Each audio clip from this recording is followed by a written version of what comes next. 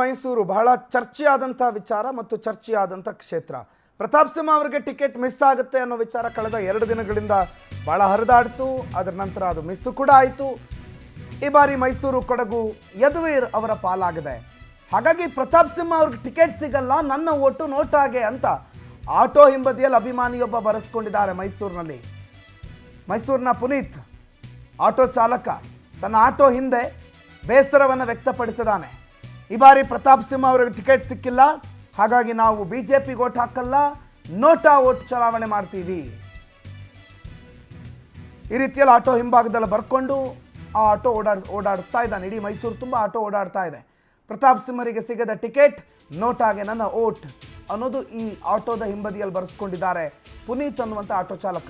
ಅಲ್ಲಿನ ಕಾರ್ಯಕರ್ತರು ಪ್ರತಾಪ್ ಸಿಂಹ ಅವರ ನಾಯಕರುಗಳಿಗೆ ಬೇಡ ಆಗಿರಬಹುದು, ಅಥವಾ ಅವರ ನಡತೆ ಆಧಾರದಲ್ಲಿ ಒಂದಿಷ್ಟು ಜನ ಕಂಪ್ಲೇಂಟ್ ಕೊಟ್ಟಿರಬಹುದು. ಆದರೆ ಅಲ್ಲಿನ ಕಾರ್ಯಕರ್ತರಿಗೆ ಪ್ರತಾಪ್ ಸಿಂಹ ಅವರಿಗೆ ಒಂದು ಒಳ್ಳೆ ಕನೆಕ್ಷನ್ ಇದೆ, ಒಂದು ಒಳ್ಳೆ ಸಂಬಂಧ ಇದೆ. ಈ ಬಾರಿ ಪ್ರತಾಪ್ ಸಿಂಹ ಅವರನ್ನು ನಿಲ್ಲಿಸಬೇಕು ಅನ್ನೋದು ಅಲ್ಲಿನ ಬಹುತೇಕ ಕಾರ್ಯಕರ್ತರ ಕೂಗು.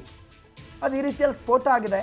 ಪ್ರತಾಪ್ ಸಿಂಹ ಅವರಿಗೆ ಟಿಕೆಟ್ ಘೋಷಣೆ ಆಗದೇ ಇರೋದಕ್ಕೆ ಬಿಜೆಪಿ ಹಲವು ಓಟುಗಳನ್ನು ಕಳೆದುಕೊಳ್ಳಬಹುದು ಅನ್ನುವಂಥ ಲೆಕ್ಕಾಚಾರ ಏನು ವಿಶ್ಲೇಷಣೆ ಇದೆ, ಅದಕ್ಕೆ ಈ ಅಂಶಗಳೆಲ್ಲ ಪುಷ್ಟಿ ಕೊಡ್ತಾ ಇದೆ.